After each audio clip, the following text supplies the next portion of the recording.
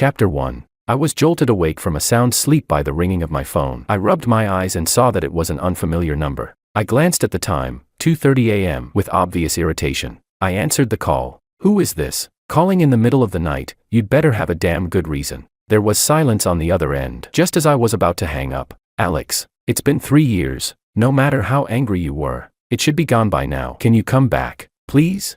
A woman's voice came through the phone, gentle and melodious. "You've got the wrong number." I hung up before she could say anything else. Who was calling so late? A soft, sweet voice sounded beside me. "Wrong number," I said. I leaned over and kissed the woman next to me on the forehead, coaxing her back to sleep. But I couldn't fall asleep again no matter how hard I tried. I wasn't surprised at all that she knew my new contact information. After all, she was the Koo family's eldest daughter, someone with influence everywhere. Finding me was nothing to her, but according to what I thought, she should have already been with her childhood sweetheart, the Song family's eldest son. Besides, with her naturally proud personality, she had never lowered her head to anyone. Even when the Song family's eldest son abandoned her and went abroad back then, she had agreed to break up without even batting an eye. While my thoughts were running wild, a soft arm wrapped around me and pulled me into a warm embrace. "What are you overthinking about? Go to sleep already." I stopped thinking, hugged my wife, and finally fell asleep. The one who called was my ex-girlfriend,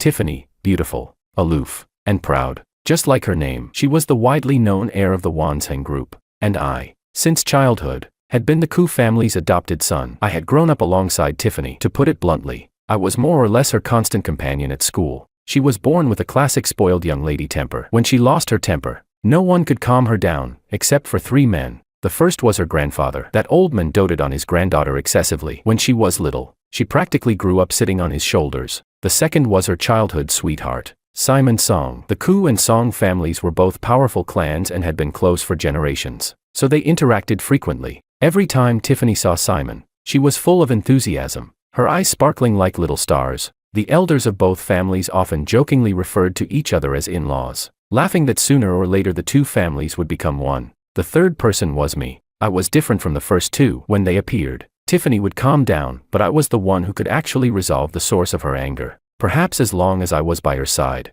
there would be nothing for her to be angry about at all. The dynamic among the three of us was always the same. Tiffany chased after Simon, and I chased behind them, carrying their things. Up until high school, we all got along fairly well. But once high school started, the Koo family arranged for me to train more physically after classes, practicing all kinds of combat skills. From that point on, I gained a new role, Tiffany Koo's bodyguard. Because of the constant training, I developed quickly. I was tall, well-built, with defined muscles, and undeniably handsome. That made Simon uncomfortable. He would often pick on me intentionally or unintentionally. And whenever Tiffany went to spend time with Simon, in order to keep him happy, I could only prepare everything the two of them needed and hand it over to Tiffany. Then I would quietly wait outside, or somewhere not too far away, until they were done. After that, I would take the things back from Tiffany's hands, and we would go home together. Chapter 2. Whenever that happened, before meals she would tell the chef to make a few extra dishes that I liked. At night, she would take out her favorite snacks and give me half, treating it as a way to placate me. Honestly, I never felt bad about the two of them being together, because I had never once thought that there would be any kind of future between her and me. Even though her family treated me like their own child, I knew my place. If something didn't belong to me, I wouldn't dare to covet even a fraction of it. And so, the two of us entered university together. During the holidays, in order for me to take better care of Tiffany, her parents arranged for several nationally renowned master chefs to give me special training for an entire summer. Other students spent their vacations doing homework. I spent mine cooking. All because Tiffany wasn't used to being attended to by anyone else. She only allowed me to take care of her personally. So whatever hobbies she had, I had to study them thoroughly and do them well, because I wasn't just good-looking but also talented in many ways. A lot of female seniors and juniors at the university confessed their feelings to me. At first, Tiffany treated it like entertainment. Every time, she would laugh and say she'd help me give advice and screen them. Until one night, when a girl used a coordinated drone display to confess to me, Tiffany rushed over immediately, saying she wanted to see who could pull off such a grand gesture. The moment she saw who it was, her expression changed abruptly. "I don't approve of this." With that, she grabbed me and dragged me away. "Hey, I think she's actually pretty good." I had no idea where she got that much strength from. Mid-sentence, she had already pulled me to a deserted spot. Smack. A crisp slap landed on my face. I covered my cheek and stared at her in a daze. This was the first time she had ever hit me. "You think that kind of trash is good? You're really just a guy who thinks with his hormones. Sure, she has some looks, but haven't you heard that the CEO of the education group this university belongs to is having an affair with her? That man is old enough to be her father. She's probably pregnant and looking for some sucker to take the fall. Tiffany's face was twisted with agitation as she spoke. I felt she probably wasn't lying. After all, she had always been good to me. She was likely just afraid I'd get deceived and suffer a loss. And I remembered the opening ceremony at the start of the semester. That girl really had been with the school's top executives that day. She was so beautiful that there was no way I could have mistaken her. From that day on, Tiffany never allowed me to accept anyone else's confession. You're still young. You should focus on your studies. Once you're successful, what kind of woman wouldn't you be able to find? Even if you start dating now, you'll break up by graduation anyway, just wasting years of feelings. But aren't you doing just fine with Simon? Don't you need to focus on your studies? I muttered back unwillingly. Oh, got some nerve now. Huh? You dare meddle in my business? Can you even compare yourself to me? Even if I only graduated from kindergarten, I'd still be more accomplished than you. Besides, Simon is just fine. If you talk back to me again, I'll skin you alive. It's late, get lost and go rest.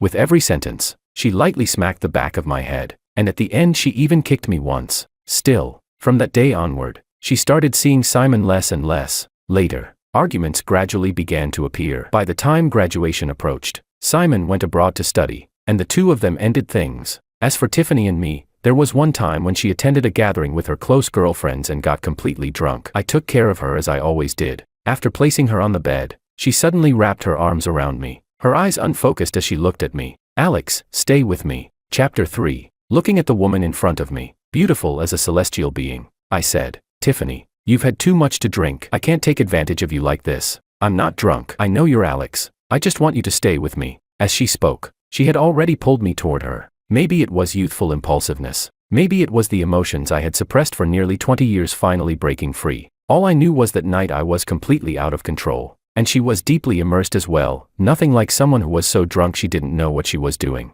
The next morning, I was prepared to face Tiffany's fury. What scared me most was realizing that she was still inexperienced, something she had kept even after all those years with Simon, and I had taken it from her. How much must she hate me for that?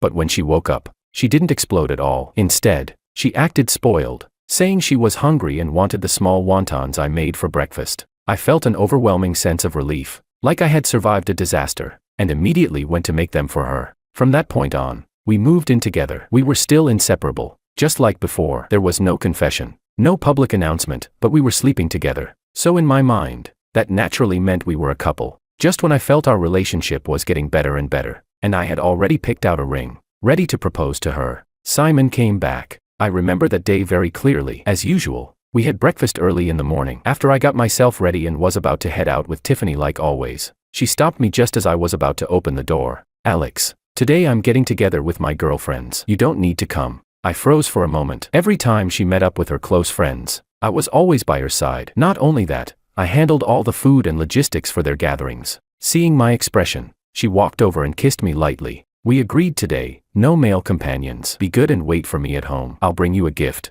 I'll bring you a gift. That was a code only the two of us understood. Every time she needed me, she would bring me a gift. Over the years, the gifts I had received could already fill an entire room. Having grown up with her since childhood, I could tell she was lying today. From early that morning, she had been unconsciously brushing her hair back, a habit she only had when she was nervous. And that kiss was perfunctory. She left in a hurry, which didn't match her usual composed personality. She had never hidden anything from me before. Instantly, I felt a bad premonition. That premonition came true by evening. Through a post on one of her girlfriend's social feeds, Simon was back. In the video, he was sitting close to Tiffany. The two of them were chatting and laughing, clearly hitting it off. Tiffany placed peeled prawns onto a plate and set it in front of Simon. She loved eating shrimp, but she had never peeled them herself. I was always the one who did it for her. If no one helped her, she would rather not eat them at all. She once said that peeling shrimp or crab was beneath her. Fiddling around for ages just to get a tiny bit of meat was embarrassing. And yet now, she was doing exactly what she once found contemptible,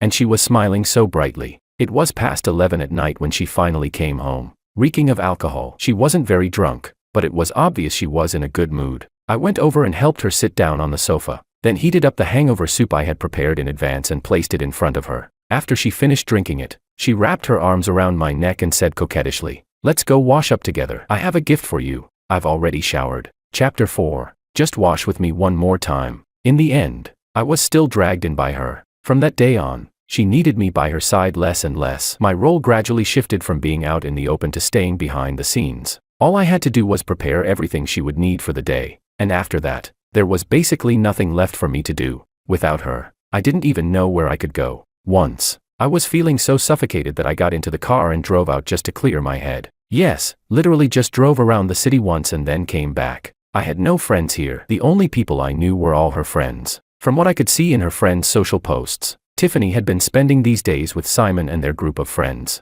Everything looked like normal interactions between friends, until one day, when I went out to buy some daily necessities from afar in the supermarket, I saw two familiar figures, Tiffany and Simon. They were pushing a shopping cart, walking shoulder to shoulder like a couple, occasionally reaching out to grab things from the shelves. To avoid an awkward encounter, I quickened my pace and moved to the other side of the aisle, walking parallel to them. Tiffany, I've been back for a while now. I think things have been pretty good between us lately. Why don't you come over to my place tonight? Let's start over. Okay.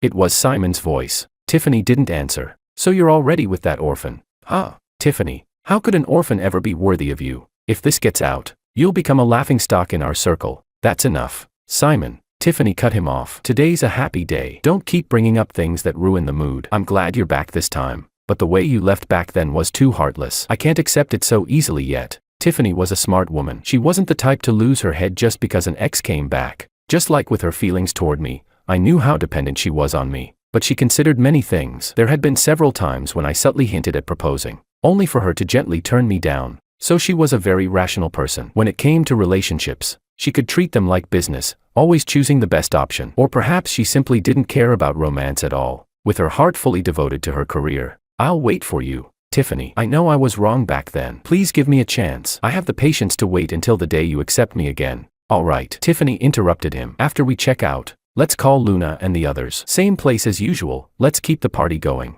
After paying, the two of them got into the car and drove away. I abandoned the shopping cart where it was. I didn't want any of the items I had picked out anymore. I skipped lunch and checked into a hotel instead. Lying on the bed, I kept asking myself, would Tiffany forgive him and get back together with him?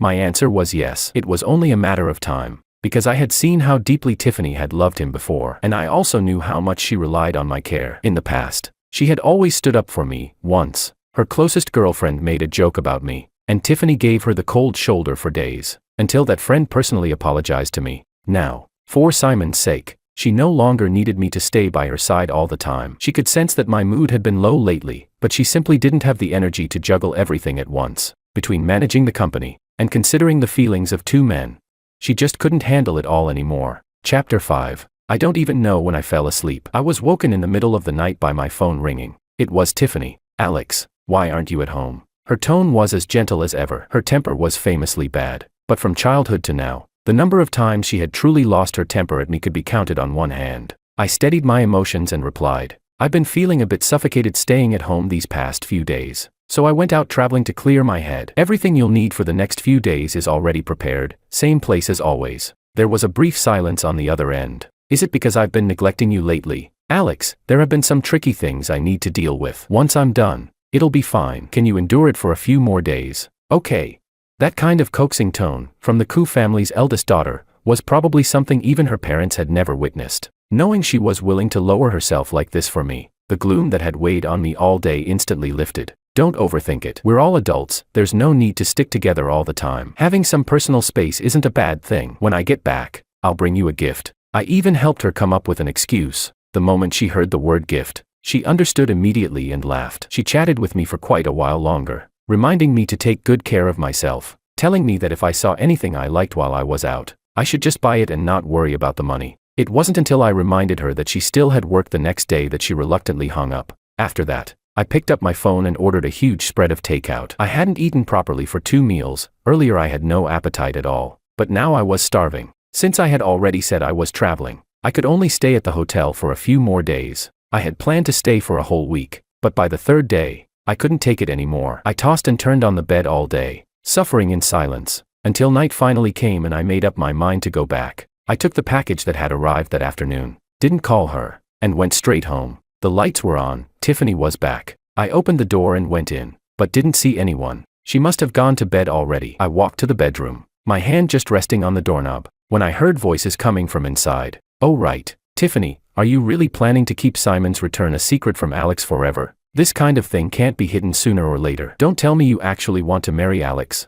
Sure, Alex looks good, he's gentle, and his love for you is way stronger than Simon's. But I'll say this honestly, don't get mad. No matter how you put it, Alex is still just an orphan. Keeping him around to dote on is one thing, but making him a live-in husband, forget it. Marrying into the Song family is the only way you'll get what you want. The one speaking was Tiffany's close friend, Luna. This time, Tiffany didn't refute her. She silently accepted the fact that, in Luna's words, I was an orphan. I haven't figured out how to talk to Alex yet, Tiffany said, her voice full of conflict. I'm afraid he won't be able to accept it. We've been together since we were old enough to remember. I still can't bear the thought of him getting hurt. He won't be able to accept it. He's an orphan who's enjoyed so many years of privilege living with your family. What right does he have to say he can't accept it?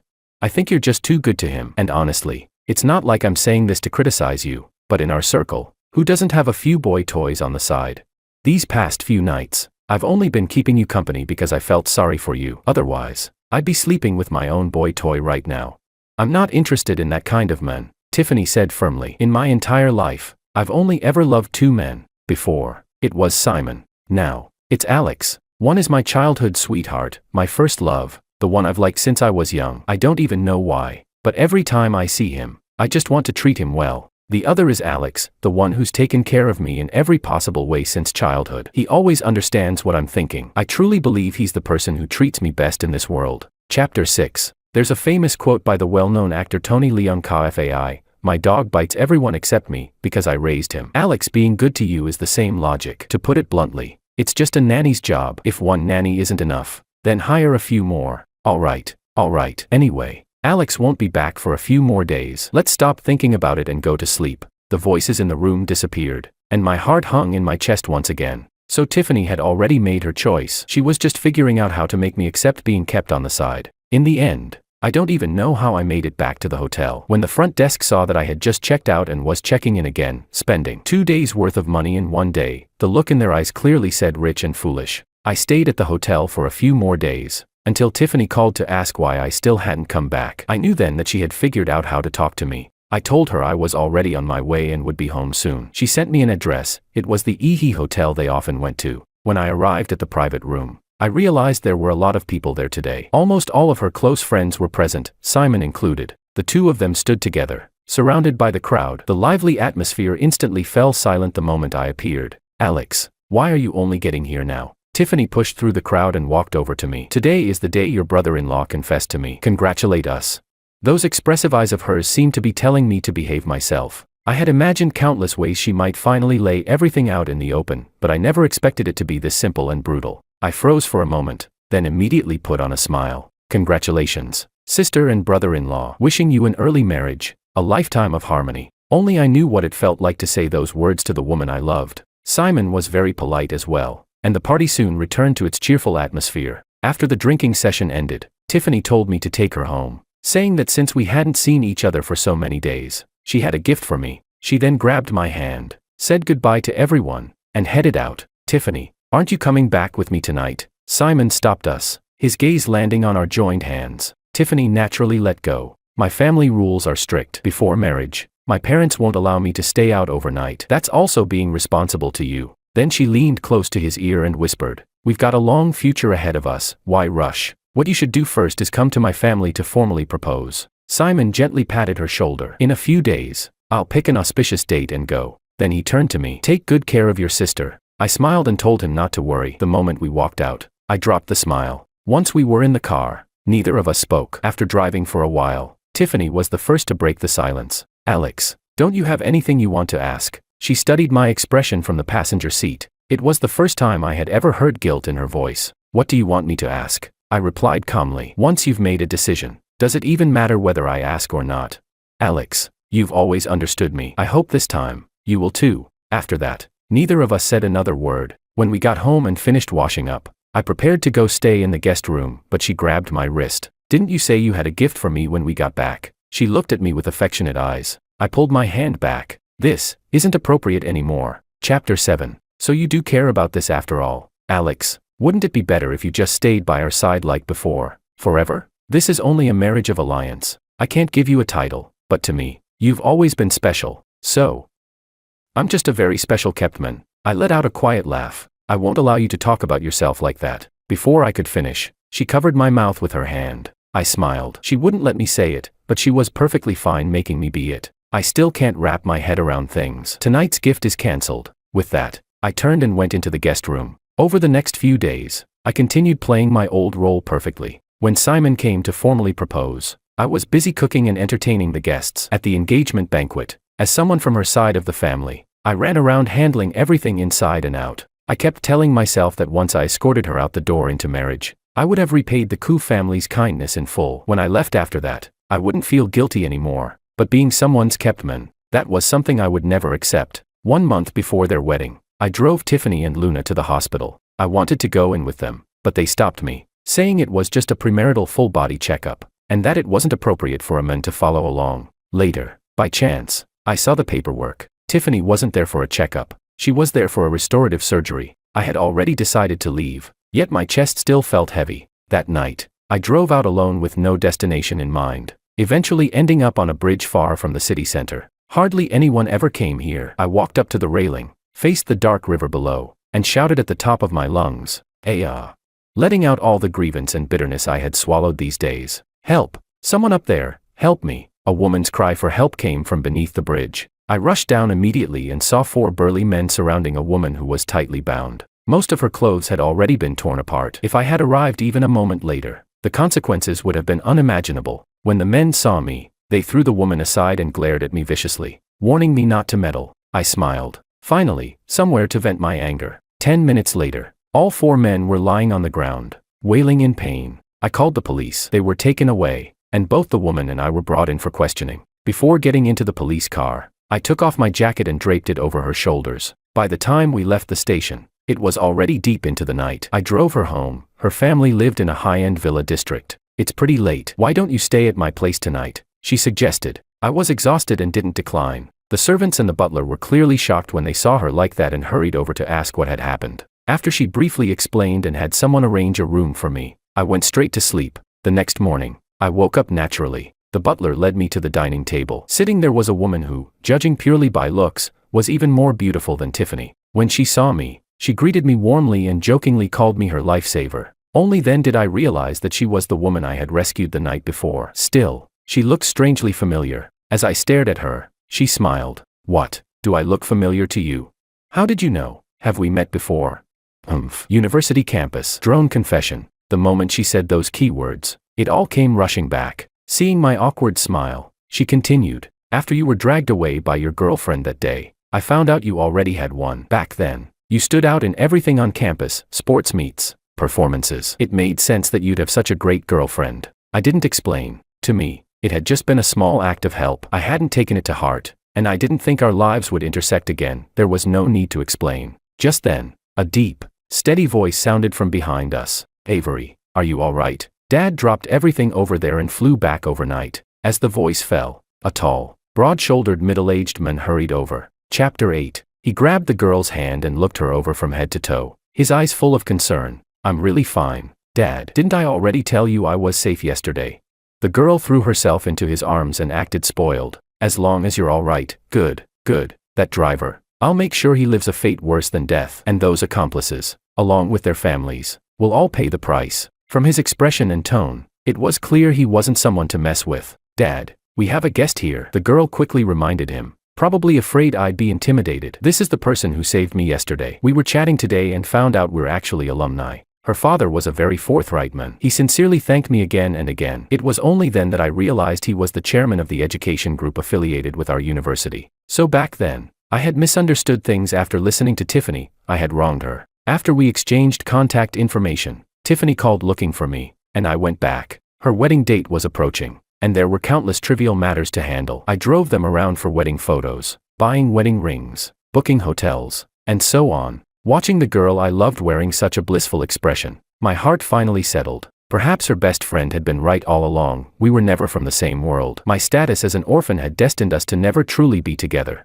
What she wanted, I couldn't give. What I could give, she could easily buy with money. To be honest, aside from the initial struggle to accept it, once I thought it through, I was able to let go. After all, her entire family had shown me great kindness, and Tiffany had truly been good to me. It was simply a case of fate without destiny. Soon enough, their wedding day arrived. The ceremony was grand and flawless. It wasn't until they entered the bridal chamber that I finally realized it was time for me to leave. I only took the savings I had accumulated over the years. I didn't take anything else. With money, there was nothing I couldn't buy. Then I blocked all contact information related to Tiffany and started traveling across the country to clear my mind. I just didn't expect to run into Tiffany's best friend, Luna. During my travels, she looked genuinely surprised to see me, nothing like before. When she used to look at me as if I owed her $8 million. We went to a restaurant together. Do you have any idea how crazy the Koo family went looking for you after you left? Especially Tiffany. The day after you disappeared, she found out you were gone. They even canceled their honeymoon plans. She's still searching everywhere for news about you. I took a sip of tea,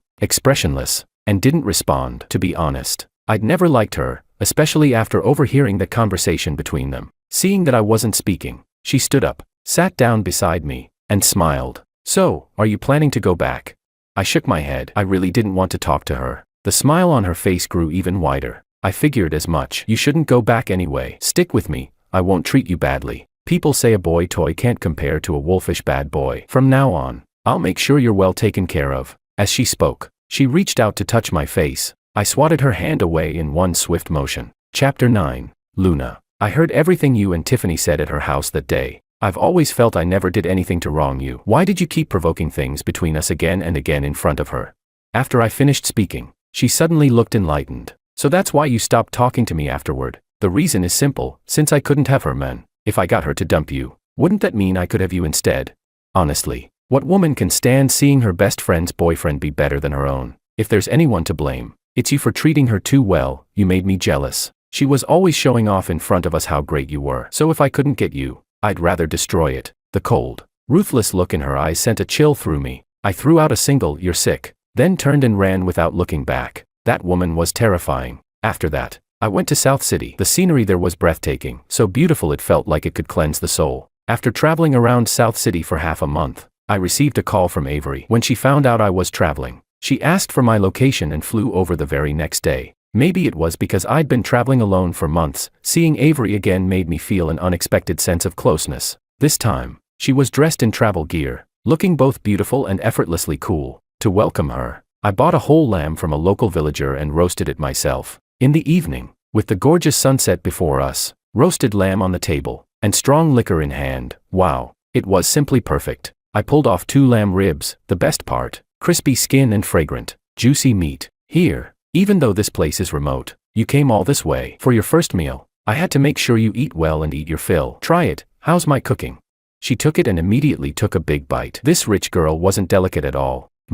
Speak like a human. It's so good. Back in university I already knew you were multi-talented. I just didn't expect you to be this good at cooking too. As she spoke, the 2 ribs were already gone. Slow down. No one's fighting you for it. I handed her the fresh goat's milk I'd bought. I want alcohol. She didn't take it and reached out for the liquor instead. You're a girl, drink less. She pursed her lips and shot me a look, then took the goat's milk anyway. You sound just like my dad. Oh, by the way, my dad had a really good impression of you after meeting you last time. He said when I got back, I should bring you to see him again. Your dad looks pretty intimidating though. Isn't he in education? Why does he look like he's from the underworld? I blurted out without thinking. You're the one who looks like a gangster. We chatted like that for a long time. Being with her felt easy and relaxed, genuinely happy. And just like that, we traveled together for more than 3 months, journeying across the country's magnificent landscapes. When I finally sent her home, she asked me to stay for a meal she cooked herself. It was simple, 4 dishes and a soup, but it tasted good. 1 bite was enough to tell she cooked regularly. I was really happy traveling with you this time. The day I called you, it was my birthday. My dad was out of town and couldn't be with me. I don't know why, but on impulse, you were the one I thought of. Alex, did that senior from university break up with you? She looked at me nervously. Why do you think that? I asked instead of answering. You hadn't called me for months. This trip of yours, wasn't it to heal from heartbreak? I smiled slightly. That was my answer. Chapter 10. Then, could you consider me?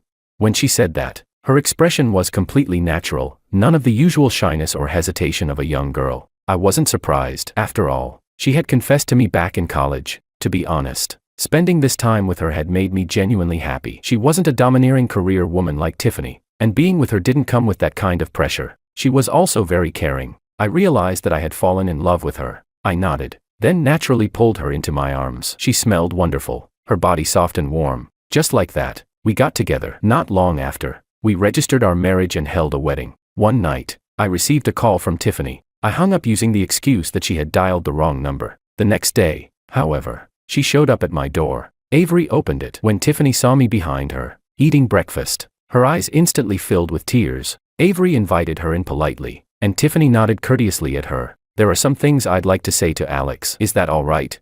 After several years apart, she had changed. She was no longer the hot-tempered, willful heiress she used to be. In the past, the moment the door opened, a slap might have already landed. Today, she was dressed beautifully, but she was thinner, looking haggard and tired. Avery came over and straightened my clothes. Some things should be talked through face to face. I'll wait for you at home. I squeezed her hand, signaling her not to worry. Then Tiffany took me to the place we used to live together. Everything there looked exactly the same as when I had left. Since you left, no outsiders have been here. I even did all the cleaning myself. I used to think my career was the most important thing in my life, until I turned around and could no longer see you waiting behind me like you always did. Only then did I realize that I truly couldn't live without you. I had grown used to everything you thoughtfully prepared for me. I used to think that everything you did for me was only natural. I took all your kindness for granted. You grew up by my side, like my shadow. How could a shadow ever leave its body?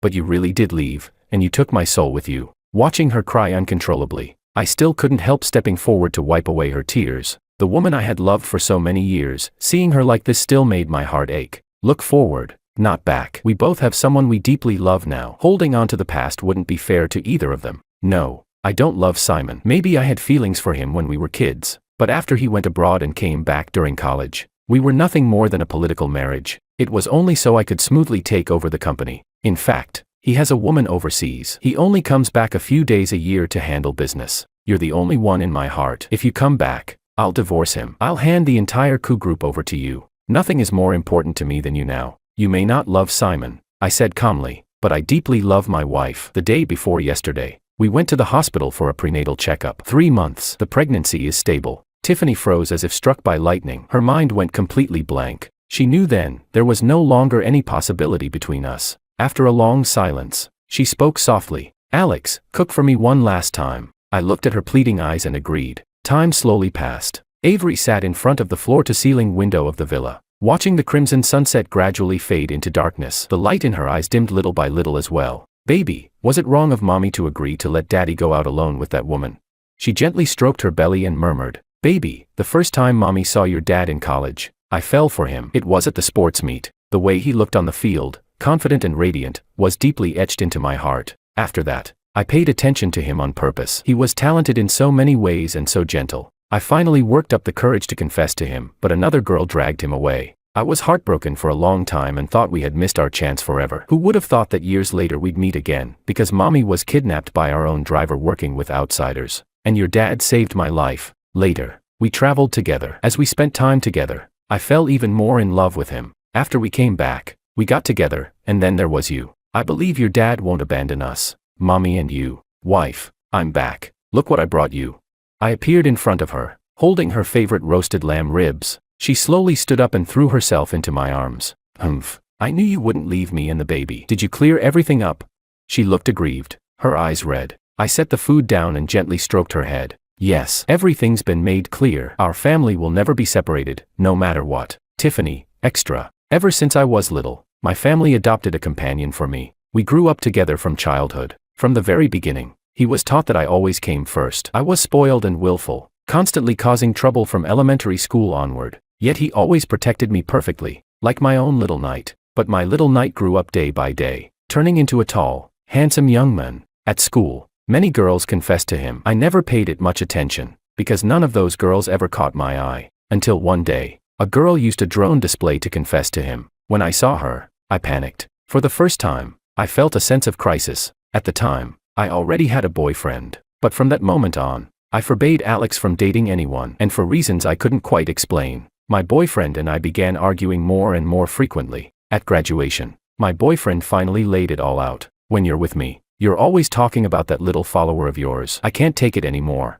Either you make him leave, or we break up. I had never tolerated being threatened by anyone in my life, so I chose to break up. After that, he went abroad. One night, drunk, Alex and I ended up together. Those years were incredibly sweet. They were the happiest times of my life, but happiness is always fleeting. Under pressure from both families, it was decided that I would marry Simon as part of a business alliance. I fought with my parents many times. In the end, they used Alex to threaten me. If I agreed, Alex could remain by my side, as my men in the shadows. We would live a secret, behind-the-scenes married life within my family. Any children we had would still inherit the family business. That had been the plan from the very beginning. After all, I was the only daughter. The bloodline couldn't end. If I didn't agree, Alex would lose his value entirely, and would be discarded. So, under my parents' pressure and my friends' persuasion, I slowly accepted reality. But the moment my wedding ended, Alex disappeared. I searched for him like a madwoman. When I finally learned where he was already married. His wife was the very girl who had once confessed to him with a drone.